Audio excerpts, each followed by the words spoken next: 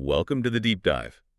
Have you ever noticed that when we talk about computer code, there's this massive, I guess, underlying expectation of cold, hard logic? Oh, absolutely. Yeah. Like, we treat it like pure engineering. You Mm. sit down, you type a command into a terminal, the machine processes the ones and zeros, and, well, the output is exactly what you programmed. Right. It's binary. Exactly. It's clean. It's mathematical. And honestly, for most of us, that's deeply comforting. We want our tools to be predictable, you Oh, know? for sure. We want to believe that the systems running our phones, our banks, the power grids, that it's all entirely rational. Yeah, and that is definitely the modern assumption. I mean, we look at a silicon chip or, a string of alphanumeric characters on a dark screen, and we just assume we're looking at the absolute pinnacle of secular objective science. But then you start digging into the actual history of how we got here. You look at the philosophical and cultural roots of modern software, and suddenly that clean, rational machine just starts to short circuit. It really does. It gets weird fast. So weird. Because we are looking at a technological landscape today that is incredibly murky and steeped in something that feels a lot less like engineering and, well, a lot more like mysticism. Yeah, that's a great way to put it. So our mission today for you, the listener, is to explore a stack of research primarily centered around this fascinating historical analysis called Words Made Flesh by Florian Cramer. We're going to uncover the hidden, occult, and frankly outright magical origins of modern computer software. Which requires a complete paradigm shift, really, in how you view the device you're listening to this on right now. Yeah, no kidding. Because what we consider highly technical today, algorithms, user interfaces, executable commands, it actually has roots that stretch back through centuries of religious, speculative, and magical thought. The language of computers is literally built on the bones of ancient rituals. Okay, I want to start by framing this with what might be like the most absurd yet perfectly accurate quote to ever kick off a discussion on software. Oh, I know exactly which one you're going to use. It's so good. It's from the 1995 Steven Seagal action movie, Under Siege 2. A classic. Right. So there's this scene where the villain, this rogue hacker named Travis Dane, has a CD-ROM that supposedly contains hijacked satellite missile codes. Hmm. And he holds this shiny plastic disc up to the camera and says, let me get the quote right, 300,000 pages of code, or 60 minutes of XXX rubber and leather interactive bondage porno, and until you plug it in, you'll just never know. It is a profoundly ridiculous cinematic moment, I grant you. But it's true. it is. It perfectly encapsulates this terrifying philosophical truth about computing. That's exactly why it stuck out to me. Because what that scene is really pointing out is that algorithmic code has this massive gap between the raw symbols like the data burned onto the disk and the final physical output. Right. When you just look at the code or just look at the disk, it's completely opaque. It could be a doomsday weapon that destroys a city, or it could be something completely mundane or obscene or beautiful. Exactly. The physical object gives you no clue at all as to its semantic meaning, or, more importantly, its executable power. Yeah. And this gap between the written symbol and the ultimate physical reality it creates has historically been a breeding ground for wild human speculation. Oh, for sure. Throughout history, whenever a society encounters a complex, undecipherable code, our utopian and dystopian imaginations just run wild. I mean, uncompiled computer code is conceptually identical to something like the Voynich manuscript. Oh, right. That famous 16th century book with all the weird plant drawings. Exactly, written in that unknown looping alphabet that literally no cryptographer or historian has ever been able to crack. Or, perhaps better example, think of Egyptian hieroglyphs before the Rosetta Stone was discovered. Oh, that's a great comparison. Because before Napoleon's army found the Rosetta Stone in 1799, which allowed us to actually translate them, Western culture didn't view hieroglyphs as just, dead language. No, not at all. They believed those symbols held literal divine powers. Yeah. They thought they were looking at magical conduits. Yeah. And if you think about it, if you've ever felt like setting up a new device or like opening up the command terminal on your computer to fix a glitch felt akin to casting a spell, you really aren't wrong. Not at all. So today, we're going to trace how those historical mystic symbols evolved directly into the structures of today's programming languages. And to do that, we have to travel back far before silicon chips or, electricity. Yeah. To understand modern coding, we first have to look at the absolute oldest form of executable code, and that is magic and religion. Okay, I have to admit, comparing the Gospel of John to like C++ feels like a massive stretch to me. How do those actually connect structurally? I know it sounds wild, but it comes down to the concept of execution. Okay. So in programming, an executable is a file that performs a task when you run it, right? It translates a written command into a physical action within the machine. Right, like a .exe file on Windows. Exactly. Now, look at the Gospel of John in the New Testament. It opens with that famous line, "In the beginning was the Word, and the Word was made flesh." Okay, so the literal materialization of a concept. Precisely. It embodies the very root of material creation through language. It's this concept that a speech act, speaking a specific phrase, can instantly and directly affect physical matter. So you aren't molding clay with your hands, you're like commanding the universe into existence through a symbolic code. Yes. And in almost all ancient cultures, material creation springing from a word or a symbol is an idea absolutely central to magic.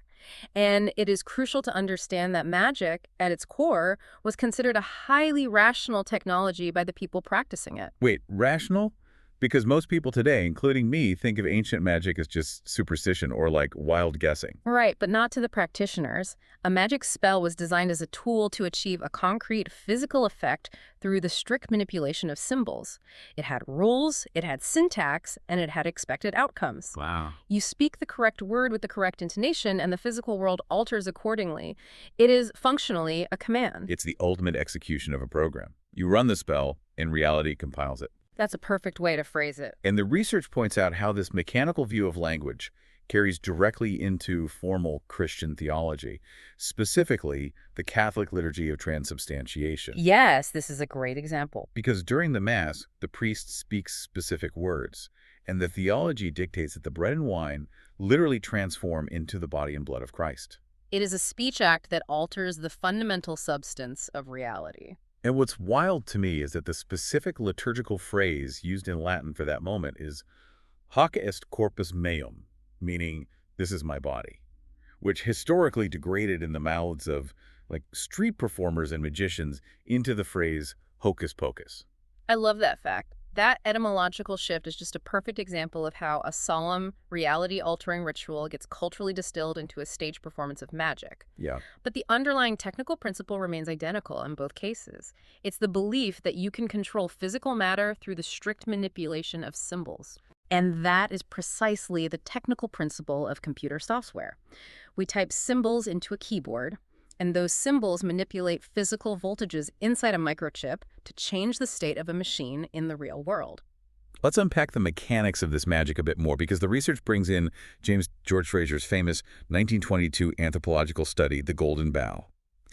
He studied these ancient systems and broke down magic into two distinct structural types: imitative magic and contagious magic. Yes. How do those actually work? So Fraser observed that imitative magic operates on the principle of metaphor, or similarity. The classic, most recognizable example is a voodoo doll. Right, okay. You'd create a physical image of your enemy, you stick a pin in it, and you attempt to mimetically reproduce the effect you want to happen in the real world. You are using a metaphor to execute a command. Okay, got it. And the second type, contagious. Contagious magic operates on the principle of metonymy, or physical proximity and contact. This is the idea that there is a lingering magical sympathy between a person and a severed part of them. So like using a piece of someone's hair in a spell. Exactly. If you possess a lock of their hair or their fingernail clippings, you can work your will upon them from any distance, because that physical piece retains a contagious link to the whole system. Okay, so if imitative magic is about using metaphors and little effigies, is that basically what I'm doing when I drag a file to my desktop trash can? That is a flawless modern application of Fraser's theory. Think about the entire structure of the graphical user interface, the GUI. It is entirely based on imitative magic. Because I'm not actually throwing away a physical piece of paper into a physical metal bin. No, not at all. You are performing an imitative ritual on your screen. You click an icon shaped like a folder. You drag it to an icon shaped like a trash can. You are mimicking a physical outcome in the real world to execute a highly complex alphanumeric command hidden deep within the operating system's kernel. That completely changes how I look at my computer screen. Right. The computer then deletes the data based on your mimetic ritual. Wow. So if the GUI is imitative magic, what is the modern equivalent of contagious magic? Contagious magic is the realm of the computer virus. Oh, of course. Because a virus isn't a metaphor. Exactly. It isn't a cute icon of a bug on your screen. A computer virus is a rogue piece of executable code that infects your system by coming into direct contagious contact with your files. Right. It physically rewrites the sectors of your hard drive. It operates on proximity and contact, replicating itself without your consent. It is so literal once you see it. And I mean, software companies know this on some level, don't they? They literally brand their products with this occult terminology all the time. Oh, the nomenclature is ubiquitous once you start paying attention to the industry. You have hard drive management software literally named Partition Magic. Yeah. When you install a complex new program, what guides you through the arcane process of setting it up? A setup wizard. Precisely. In the Unix operating system, there is a fundamental file type database called simply Magic. There is even a distribution of the Linux operating system named Sorcerer, where the administrative command you type into the terminal to install a new software package is literally the word cast. Cast, as in casting a spell. It's hiding in plain sight. It really is. But the research shows that this isn't just like clever marketing from Silicon Valley engineers trying to be funny. For some artists and thinkers, treating language and code as a literal operative magic was a reality.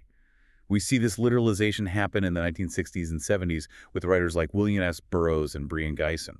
Burroughs and Gysin are pivotal figures here. They were heavily influenced by occultism, specifically the magical philosophies of people like Aleister Crowley. But they took those occult concepts and applied them directly to literature and emerging computing technology. I mostly know Burroughs as a Beat Generation writer, the author of Naked Lunch. How does a mid-century novelist fit into the history of software execution? By treating language as something that can be hacked. Burroughs and Gysin developed what they called the cut-up technique. Right, I've heard of this. They would take finished pages of text, literally slice them up with scissors, shuffle the fragments, and recombine them to create entirely new, unforeseen meanings. So they were manually randomizing data to see what new outputs would compile. Yes, and Gysin eventually took this a step further. He gained access to an early Honeywell computer and used it to generate permutational poems mathematically. Oh, wow. He took that exact phrase we discussed from the Gospel of John, "In the beginning was the Word," and he programmed the mainframe to calculate every single possible permutation of those words. So we would spit out things like, in the beginning was word the, or word the was in beginning the, and so on, until it exhausted every combination. Exactly, all 720 possible permutations. And for Burroughs and Gysin, this was absolutely not just a formalist, artistic exercise in avant-garde poetry. What was it then?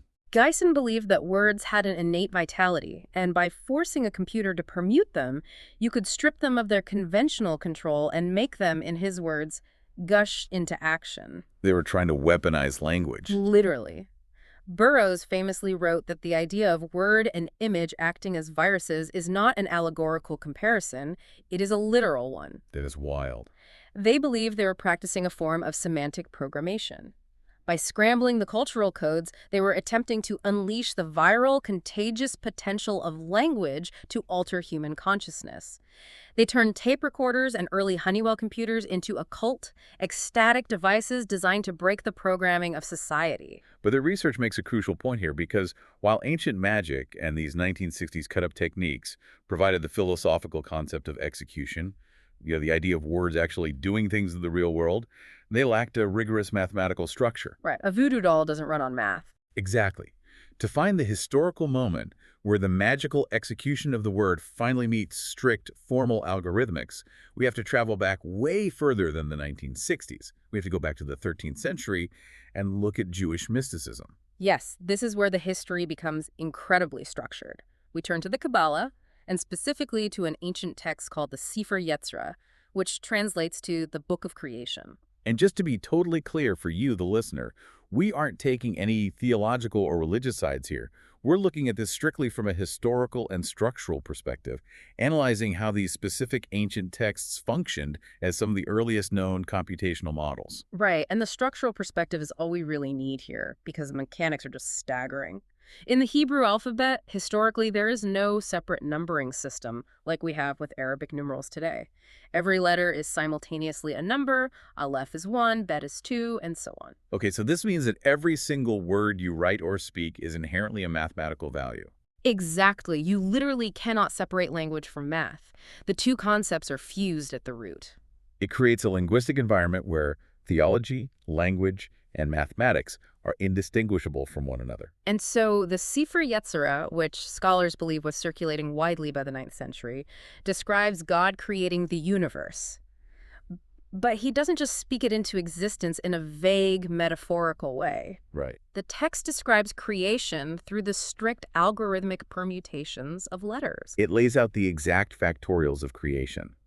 And the math in this ancient text is stunningly precise. It really is. It states that 2 letters make 2 houses. That's 2 factorial, 2 times 1. 3 letters make 6 houses, 3 factorial, which is 3 times 2 times 1. 4 letters make 24.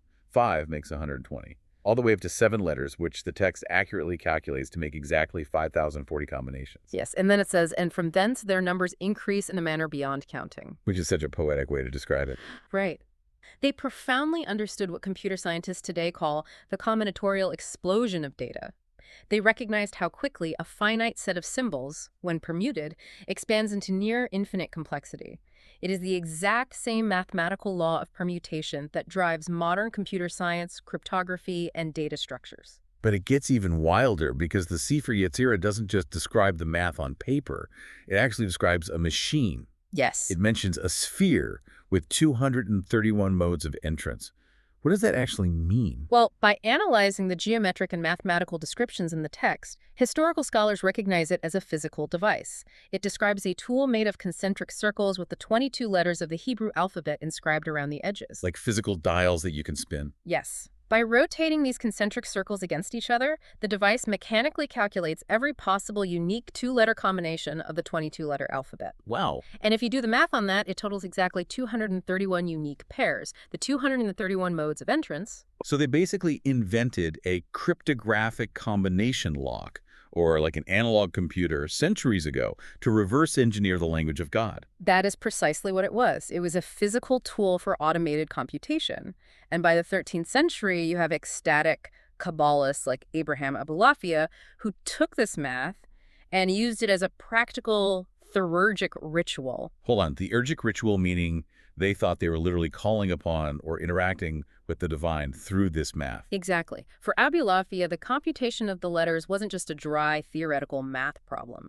Performing the calculation, exhausting the permutations of the Hebrew alphabet, was a way of actively interacting with the divine structure of reality. He believed that by computing the letters, he could alter his consciousness and approach the divine mind. Right. And what blows my mind is that this ancient analog ritual hasn't disappeared. The research points out that this exact practice exists today as literal commercial software. There's a PC program you can buy called Torah Codes 2000 that digitizes this exact Kabbalistic process. It seamlessly ports the 13th century analog ritual into a 21st century digital environment. You install it, and it runs massive database queries and algorithmic permutations on the text of the Bible, finding hidden words and numerical patterns, doing in seconds what took a mystic like Abulafia an entire lifetime to compute manually with ink and parchment. The spiritual quest for the divine code just upgraded its hardware. It really did.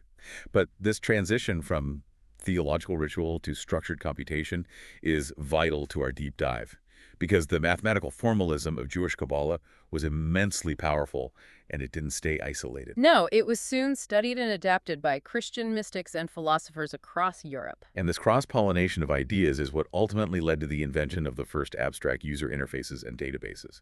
Which brings us to a Catalan monk in the 14th century named Ramon Lull. Yes, Ramon Lull. But before we get to his specific invention, we have to talk about the prevailing worldview he was working in, because it sets the stage for everything. It all goes back to Pythagoras. Right. Pythagorean thinking is the absolute foundation of Western science, music, and art.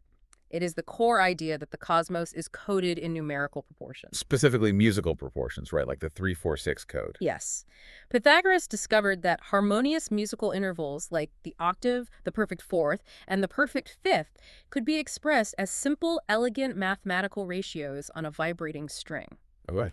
And from this acoustic discovery, the Greeks extrapolated a massive philosophical worldview, that the entire universe, from the orbits of the planets to the human soul, was governed by a mathematical source code. Meaning beauty wasn't just like a subjective feeling. Beauty was literal math. It was this concept of discordia concors, or concordant discord. Exactly. The idea that harmony is created by opposing forces balancing each other out in perfect mathematical ratios. Everything was calculable. And Ramon Lull took this Pythagorean idea of a universal calculable code and attempted to apply it to theology and human logic. In the year 1305, he published his masterwork, the Ars. This wasn't just a book. It was a formal computational system designed to derive absolute philosophical and theological truths. How did it work? Because this is where the research says he made a massive leap toward modern computing. So Lull started by categorizing 9 absolute, undeniable attributes of God.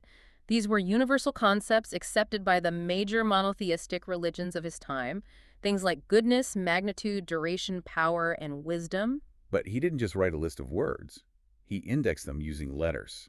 He assigned each of the 9 attributes a letter from B through K.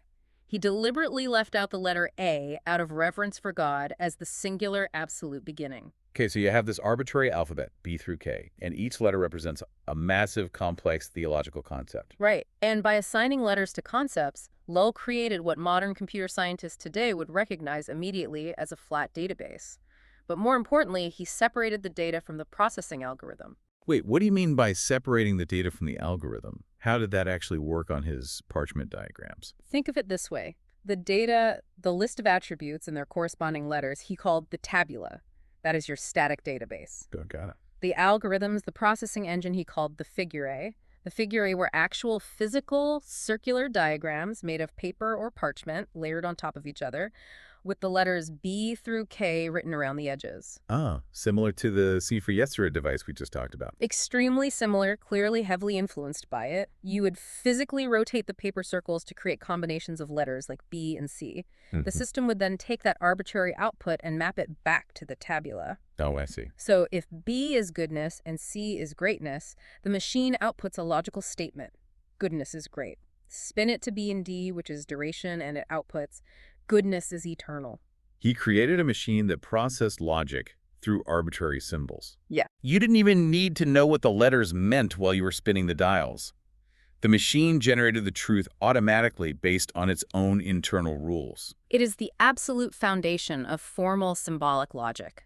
By separating the data from the algorithms, Lull proved that you could generate complex, meaningful statements through purely formal, mechanical means.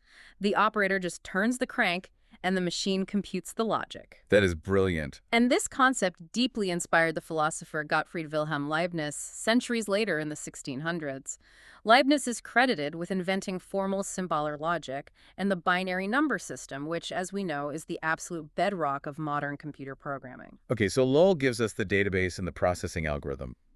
But the interface problem still existed, right? I mean, you have all these letters, these codes, and these data points, but human beings aren't built to just stare at alphanumeric arrays and factorial math all day. We need things to be visual. We absolutely do. And this is where the research takes a fascinating turn, because it points out that the ancient Greeks and Romans actually provided this solution for modern tech interfaces through classical rhetoric and the art of memoria. Yes, memoria was a vital technique used by ancient orators, lawyers, and politicians to memorize massive hours-long speeches. Because they didn't have teleprompters. Exactly. And writing things down on parchment for a quick reference was incredibly expensive and impractical. So they developed a spatial technique. They would construct imaginary architectural spaces in their minds. Like a memory palace. Exactly. An orator would mentally walk through the rooms of an imaginary palace or a temple. As they mentally walk through this space, they would place vivid, bizarre, or highly metaphorical objects in specific locations on a table, in a corner, hanging from the ceiling. Okay. Each of these imaginary objects represented a specific topic, a piece of data, or a paragraph of their speech. So when it was time to give the speech, they just mentally walked back through the building, looked at the weird objects they had placed there, and that triggered the memory of the data. Right. So how does this connect to computers? Because earlier we talked about the GUI, the graphical user interface, being like imitative magic. The research is saying that the ancient memory palace is literally the modern computer desktop. It is an exact structural parallel. I mean, when you turn on your computer, what do you see? A background image, spatial icons, yellow folders, little metal trash can in the corner, overlapping rectangular windows. You see a two-dimensional spatial architecture. We place vivid, metaphorical icons in specific locations on a screen. Why? Because we can't memorize the code. Exactly, because we cannot be bothered to memorize the raw, underlying alphanumeric directory paths and command line execution codes hidden in the machine's memory. The GUI is just an automated, digitized memory palace. It translates abstract, machine-readable processes into human-readable spatial signs. That is incredible. We are literally using ancient Greek mnemonic tricks just to organize our family photos and tax documents. Pretty much. And this obsession with mapping and organizing data visually only grew more intense over the centuries. I was reading through the notes on the 17th century, and there is this Jesuit scholar named Athanasius Kircher who took all of this lulz concepts, Kabbalistic permutations, the memory palaces, and created this massive visual paper computer. Kircher was a polymath obsessed with universal knowledge. He drew a staggering diagram shaped like a massive sunflower. Oh, wow. In the very center of the flower was the tetragrammaton, the four-letter name of God.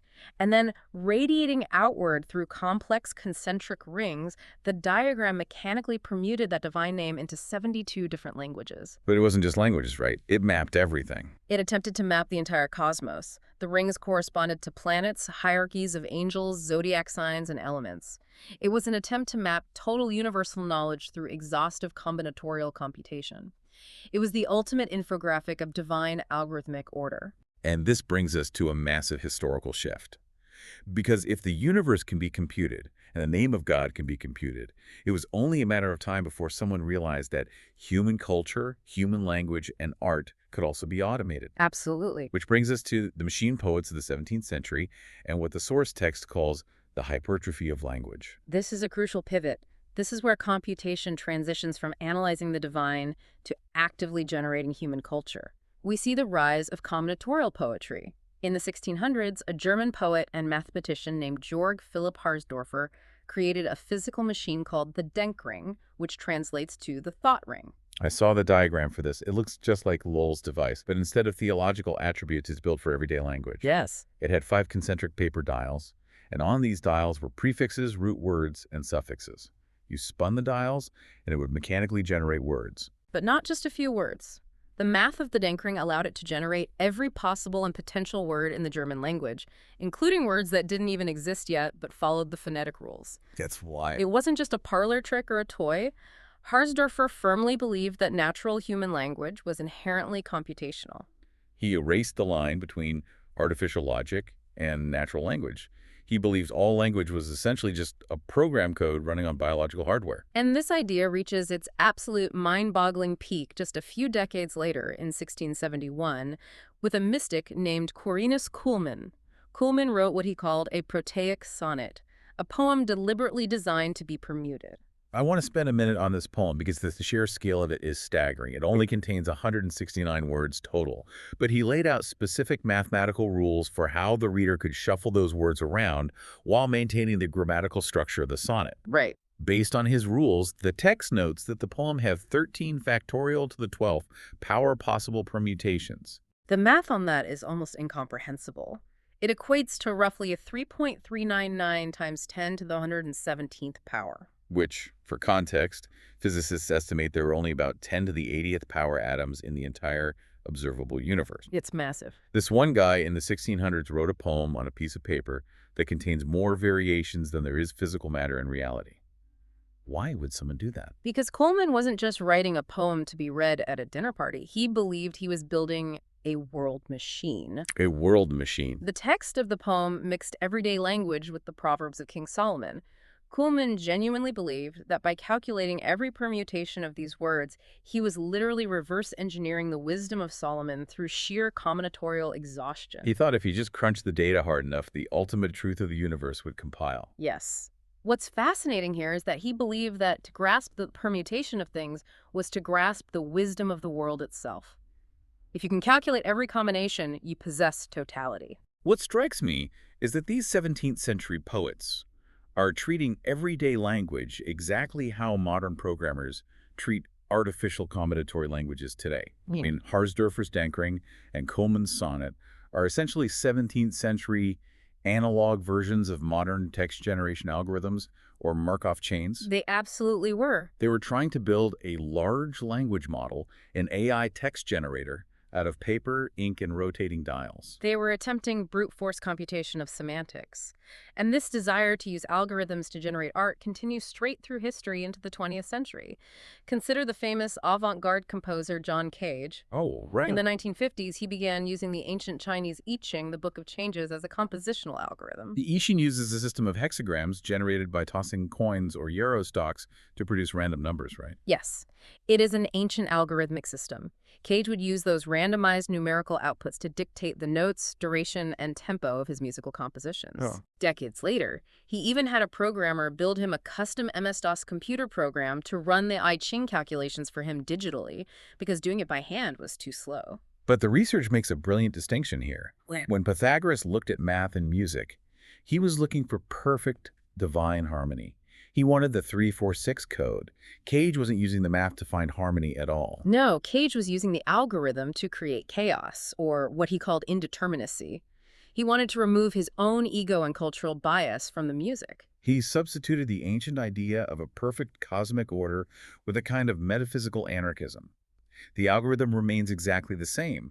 It is a formal instruction code processing data, but the cultural imagination projected onto it completely reversed. Exactly. Instead of revealing the perfect mind of God, it was used to reveal the pure, random chaos of the material universe. It proves that the code itself is just a vessel. The meaning is entirely supplied by the human running the program. So we've seen mechanical rings generating words, paper charts mapping angels, and DOS programs generating avant-garde music. How does all of this connect to the people actually building our world today? How do modern software developers, the people actually tapping on mechanical keyboards in Silicon Valley or open source labs, inherit this occult and philosophical legacy? They inherit it by viewing code as something far more profound than just a dry industrial utility. Take Donald Knuth, for example. Okay. He is the author of The Art of Computer Programming, which is essentially the multi-volume Bible of computer science. Knuth didn't see coding as just typing functional instructions for a dumb machine. He described the experience of reading a well-written algorithm as absolutely beautiful, explicitly comparing it to the experience of hearing a symphony. He's channeling Pythagoras. Yes. He's looking at the raw structure of the code, the line spacing, the elegance of the nested loops, the efficiency of the logic, and he is seeing the exact same mathematical beauty that the ancient Greeks saw in musical chords. He elevates the code to an aesthetic and almost spiritual object in itself. The software isn't just a transparent tool you use to make a pretty picture on a screen. The source code is the art. Wow. Knuth even started a project at MIT later in life called God and Computers. But I think the most powerful, tangible example of modern digital alchemy in this research is found in the free software movement, specifically the GNU project started by Richard Stallman in the 1980s. GNU is a fascinating case study in how code becomes ideology. For context, GNU stands for GNU is not Unix, which is a recursive acronym. The G in GNU stands for GNU. It infinitely loops back on itself. Recursion is the vital concept here. In computer science, recursion is a method where a function calls itself during its execution. Think of it like two mirrors facing each other, creating an infinite tunnel of reflections. Right. It's a very standard programming technique. It is a fundamental, highly efficient technique in programming. But for the free software movement, recursion becomes much more than a coding trick. It becomes a poetic, philosophical, and economic trope. It is the engine of their entire political ideology. I want to make sure I understand this. How does a coding trick become a political ideology? Let's look at their legal licensing model, the GPL, or the General Public License. Okay. Traditional copyright law locks down code so it can't be shared. The GPL flips that. It states that you are free to use, modify, and distribute this software. However, if you use a piece of code that has a GPL license in your own project, any derivative work you make must also be released under the exact same GPL license for free. Ah, so it legally calls itself. Yes. It forces freedom recursively down the line forever. Every new piece of software that touches it inherits the exact same legal DNA. It creates a viral loop of open source freedom. In fact, Microsoft, recognizing the existential economic threat this posed to their proprietary closed-source business model in the 1990s and early 2000s, famously called the GPL a virus. They claimed it infected intellectual property. Which brings us right back to William S. Burroughs. Microsoft inadvertently used the exact same magical vocabulary as the 1960s occult underground. They recognized that the code was a contagious agent. They saw the metonymic magic at work. If we connect this to the bigger picture, the free software movement is treating code as an ontology of freedom. They aren't just writing tools for servers, they are acting as modern digital alchemists. That's a huge shift in perspective. They are using the recursive structure of executable code to legally and practically manifest political and social utopias in the real world. The code executes, and the legal structure of society literally changes. And some artists take this raw, visceral nature of code and blur it back into human language. The research mentions a net artist named Mez, who invented an entirely new language called Mesengel. Yes, Mesengel is fascinating. It's this messy, poetic hybrid of programming syntax, internet slang, and standard English. For example, she writes the word programmer as pro.grammar, with a period and brackets. By inserting command syntax into natural language, Mesengel forces the human reader to process the text exactly like a compiler processes code, unpacking multiple nested meanings simultaneously. Okay. It acts as a messy, monstrous code. But crucially, it doesn't run on a silicon machine. It runs on the human imagination. It takes the clean, formal logic of software and deliberately infects it with bodily, sexual, and chaotic slang. But this reveals the inevitable dark side of this history. Because if code can be a utopian symphony or a recursive tool for absolute political freedom, the flip side must also be true. Code can also be a mind control device, leading us into the dark, dystopian side of software. We have been trained by Silicon Valley to believe the utopian promise of software, that it is user-friendly, transparent, and that it politely obeys our commands. We think of it as a helpful servant. Right. But dystopian software art shatters that illusion. The research discusses this 90s net.art collective called Jody. What exactly did they do? Jody created websites and downloadable software that intentionally malfunctioned. They would build pages that would crash your browser, scripts that would evade your mouse cursor so you couldn't click anything, pop up endless cascading windows, and basically unleash total, uncontrollable chaos on your desktop environment. Think about the last time your computer froze or a pop-up wouldn't close and your mouse stopped working. Remember that immediate, visceral spike of panic and frustration you felt. Oh, it's the worst. That panic is exactly what these artists were trying to trigger.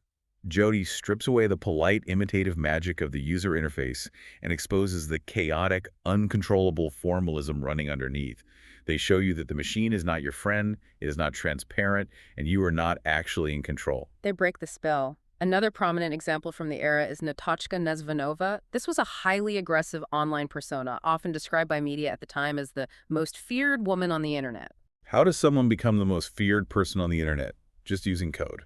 By using data as a blunt instrument.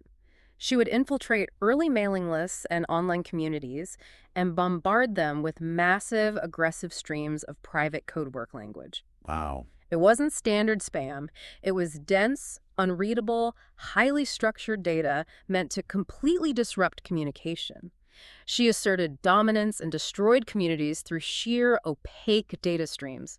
It is code utilized explicitly as a weapon of psychological disruption and control. Which segues perfectly, and rather alarmingly, into the most startling connection the research makes regarding mind control and proprietary software. It brings up L. Ron Hubbard and the founding of Scientology. It is a highly controversial comparison, but one that the source text argues is historically grounded in the evolution of occult technology. Right, and again, to you, the listener, we're just looking at how the source text maps these historical connections impartially. We aren't endorsing this view, just reporting the structural analysis provided in the research. Understand. The text argues that Hubbard took these older occult methods of mind reprogramming and refashioned them into a scientific technology for the 20th century. He stripped away the robes and candles and adopted the vocabulary of cybernetics and early computing. The stated goal of Scientology is to clear the mind by locating and erasing engrams. Okay. In Hubbard's terminology, engrams are essentially described as traumatic data fragments or bad code corrupting the human biological hardware. He framed spiritual enlightenment as a process of systematic mechanical debugging and reprogramming. This raises a massive, deeply uncomfortable question, because the text bluntly refers to Scientology as the world's oldest proprietary software company. That's a huge claim.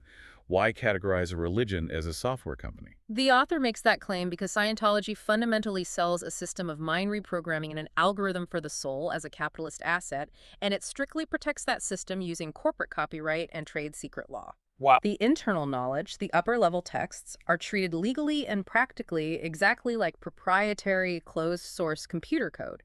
You have to pay to access the source code of your own mind. And the convergence between these worlds is actually quite literal. The text notes that a disk defragmentation PC program written by a Scientology-affiliated software company was eventually licensed and integrated directly into Microsoft's Windows 2000 operating system. The blending of human psychology, occult programming, and massive corporate software is completely seamless. Yeah. And it forces us to look at the mundane tools we use every single day in a totally new light. I mean, are we actually controlling the software we use? Or does the software, with all its hidden built-in rules, its forced workflows, and the cultural assumptions of the engineers who wrote it, actually control us? That is the central thesis of the British Artists Collective IOD, who created experimental web browsers in the 90s. Their slogan was, "Software is mind control, get some." Oh, that's a bold slogan. When you sit down to use a standard word processor or a graphic design program, you are forced to work within the strict parameters the programmer designed. You cannot do what the software does not permit. You are adopting their epistemology, their worldview, their logical framework, just to type a letter to your mother or draw a circle on a screen. You are operating inside their reality tunnel. And the artist Alan Sondheim visualizes this bodily takeover in his codeworks. He takes the raw output of a Unix command line, specifically the command that lists all the running processes on a server. And what's interesting is that programmers actually call programs that have crashed, but won't terminate zombie processes. The terminology is already deeply physical and grotesque. Exactly. So Sondheim takes this raw system data full of zombies and CPU load percentages, and he interweaves it with subjective, visceral poetry about human bodies, pain, and physical presence. He makes the metaphor agonizingly physical. In his text, the machine's memory limits, its CPU load, its zombie states, become completely indistinguishable from the human author's physical and psychological state. The code isn't just describing the state of a silicon machine anymore. It is inscribed directly upon the human subject reading it. The human becomes the machine's peripheral device. Which is why, going back to it, artists like Jody, who made viruses and crashing websites, are ultimately doing us a massive favor. Yeah, they really are. By creating software that rebels, that crashes, that refuses to obey, they are freeing us from the illusion of the smooth, obedient machine. They break the spell of the imitative GUI and force us to see the cold, hard logic underneath and the immense power dynamic we are blindly submitting to every time we click, "I agree," to a terms of service agreement. Dystopian software art is a necessary counterweight to the relentless, uncritical utopian marketing of Silicon Valley. It reminds us that algorithms are not neutral math. They are deeply human artifacts. They are loaded with all our historical baggage, our desperate desires for control, and our deepest fears of chaos. Let's take a breath and look back at the massive journey we've just taken through this research. We started with the Gospel of John, the literal word made flesh, and the ancient, deeply rational belief in magic spells the idea that symbols can physically alter reality. We moved through the brilliant 13th century Kabbalists who used factorial math and rotating mechanical dials to compute the 231 gates of creation, seeking the divine mind. We saw how those theological computations evolved into Ramon Lull's flat databases and the memory palaces of ancient Greek orators, laying the exact spatial groundwork for the modern computer desktop and the binary logic of Leibniz. We looked at 17th century poets building paper machines to generate billions of words, trying to trap the wisdom of the world in a sonnet, and modern hackers using recursive code as a contagious virus to fight corporate copyright law. We've seen software as a beautiful Pythagorean symphony and software as a terrifying tool for dystopian mind control. We've proven, beyond a shadow of a doubt, that code is never just math. It is heavily loaded with human culture, metaphysics, and the ultimate lingering fantasy of words becoming flesh. And this brings us to a final provocative thought. It is inspired by the essay Cybernetics and Ghosts by the Italian writer Italo Calvino, which are source text references at the very end of its analysis. Okay, I love Calvino. Throughout all of this history, from the mechanical sphere of the Sefer Yetzirah to the massive neural networks of artificial intelligence today, humanity has desperately tried to trap magic, totality, and the infinite inside formal algorithmic rules. We want to put the universe in a box. We want to code reality. Right. But the ultimate magical hope of digital alchemy, the secret dream of every programmer working on AI in a lab today, is that one day the machine might spontaneously defy its own rules. We want the code to break the code. We want the spell to cast itself. Exactly. We are waiting for a true moment of ontological chance. We don't just want the die to roll a 6. We want the die to crack open on the table and reveal a new number entirely. We want the machine to wake up and surprise its creator. And the lingering question Calvino leaves us with is, what happens to the user when our automated spells finally decide to write themselves? When the X-ray machine decides to start diagnosing itself, what do we become? Thank you for joining us on this deep dive. The next time you set up a new phone, or drag a file to the trash can, or run a setup wizard, take a second to look at what you are actually doing on that screen. You aren't just clicking buttons. You are participating in a modern, automated ritual that has been centuries in the making. Until next time, keep questioning the code.